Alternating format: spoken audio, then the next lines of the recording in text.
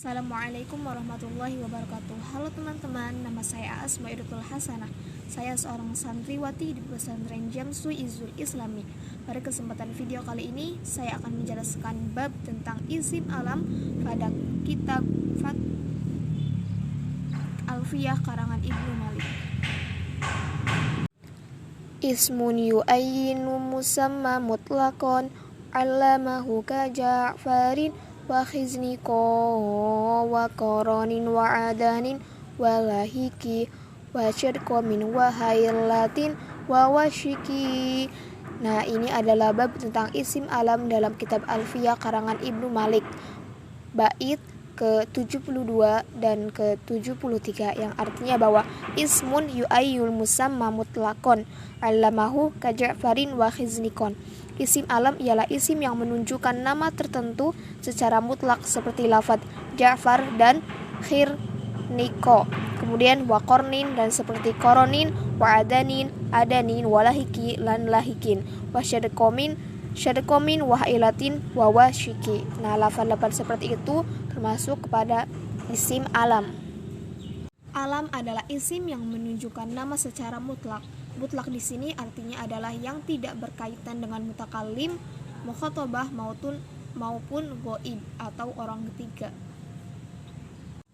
Yang dimaksud tanpa ikatan di sini ialah mengecualikan isim-isim ma'rifat yang lain seperti halnya isim mudmar. Nah, isim mudmar di sini termasuk menunjukkan nama tertentu. Tapi isim mudmar di sini yaitu masih berkaitan.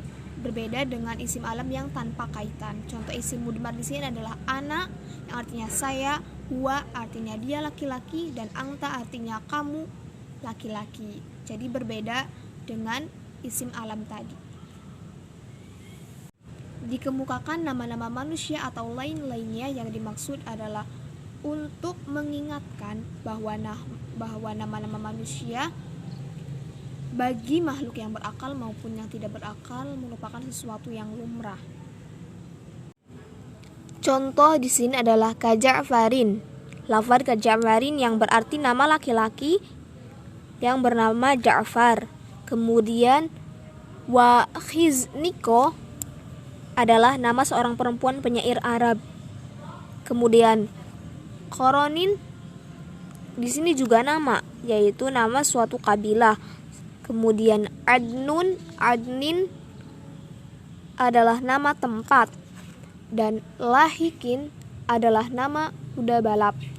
Syadkomun di sini adalah nama unta, sedangkan lafad hailatin adalah nama kambing, dan lafad washikin adalah nama anjing. Nah, itu adalah termasuk isim alam, yaitu nama-nama makhluk yang berakal. Kemudian bait yang selanjutnya yaitu 74. Wasman atawa kunyatan wa laqaba wa akhiron zain siwahu sohiba. Yang artinya alam itu ada yang dalam bentuk isim, kunyah, dan laqab. Akhirkanlah laqab apabila berbarengan dengan yang lainnya. Isim alam dibagi menjadi 3 bagian, yaitu isim, kunyah, dan laqab. Yang dimaksud dengan isim adalah nama yang bukan kunyah dan bukan pula laqab. Contoh di sini isim yaitu Zaidun, Amrun, yaitu nama seorang laki-laki yang bernama Zaid dan nama seorang laki-laki yang bernama Amar. Bagian isim alam yang kedua yaitu kunyah. Kunyah ialah nama yang diawali dengan lafadz abun maupun umun, atau bahasa singkatnya kunyah itu gelar yang diawali dengan abun atau umun. Contoh di sini yaitu Abu Abdillah, artinya bapaknya Abdullah, atau kalau di Indonesia misal bapaknya si Tama, bapaknya si Hana, begitu. Kemudian pembagian isim alam yang ketiga adalah laqab. Apa itu laqab? Laqab ialah nama yang mengandung pengertian pujian seperti Zainul Abidin yang artinya seorang ahli ibadah, atau mengandung celaan dengan contoh angfun naqati, si hidung unta.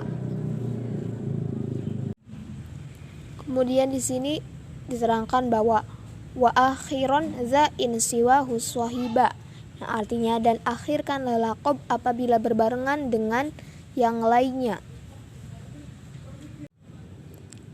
Apabila laqab berbarengan dengan isim maka harus diakhirkan letaknya.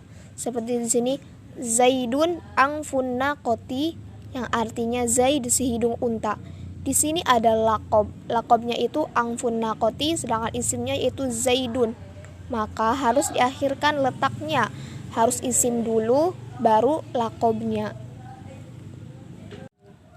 Dan laqab tidak boleh didahulukan atas isim. Contohnya di sini untuk itu tidak boleh mengatakan angfun naqoti Zaidun. Ini tidak boleh karena laqab didahulukan atas isim. Jelasnya laqab harus diakhirkan bila bersama dengan yang lainnya. Padahal sedangkan kata siwahu ini mencakup isim dan kunyah. Padahal apabila laqab bersamaan dengan isim, maka laqabnya harus diakhirkan. Tapi bila bersama dengan kunyah maka boleh memilih. Boleh kunyahnya didahulukan ataupun kunyahnya diakhirkan. Di sini apabila mendahulukan kunyah atas laqab. Contohnya yaitu mengatakan Abu Abdillah Zainul Abidin. Nah, di sini Abu Abdillah yaitu kunyahnya, sedangkan laqabnya yaitu Zainul Abidin. Maka di sini laqabnya diakhirkan dan kunyahnya diawalkan. Tetapi bila pun harus dibalik, laqab dulu baru kunyah, itu diperbolehkan.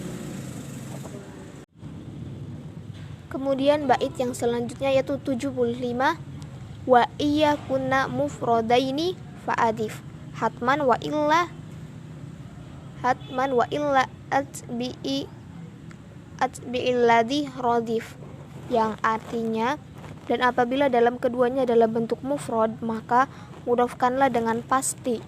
Apabila tidak maka ikutkanlah i'rabnya sesuai dengan yang mengiringinya. Apabila isim berkumpul dengan laqab menjadi satu, maka ada kalanya keduanya itu berbentuk sama-sama mufrad, sama-sama murakkab, maupun misalnya isimnya dalam bentuk mufrad lalu laqabnya dalam bentuk murakkab. Apabila keduanya yaitu isim dan laqab dalam bentuk mufrad, menurut ulama Basrah wajib dimudhafkan seperti dalam contoh hadza Sa'idu kurzin, artinya ini Sa'id dari kurz. Nah, di sini karena isimnya mufrad, kemudian laqabnya juga bentuknya mufrad, maka harus dimudhafkan yaitu hadza Sa'idu kurzin. Akan tetapi ulama nahwu Kufah membolehkan itba, oleh karena itu menurut mereka boleh dikatakan hadza Sa'idu kurzun. Bedanya dengan yang pertama yaitu sini Sa'idu kurzin, sedangkan di sini hadza Sa'idun kurzun. Karena apa? Karena di sini itba, maka boleh dikatakan hadza Sa'idun kurzun. Kemudian apabila isim dan laqabnya tidak berbentuk mufrad, umpamanya mereka isim dan laqabnya itu murakkab seperti contoh Abdullahi angfun naqatin, artinya Abdullah si hidung unta, maka i'rabnya wajib itba, yakni lafadz yang kedua menuruti i'rab lafadz yang pertama. Apakah benar kita melihat bahwa Abdullahi dan angfun naqati ini mengikuti kepada itba, kepada lafadz yang pertama Abdullahi, jadi sama-sama menjadi di i'rabnya yaitu itba pada lafadz yang pertama.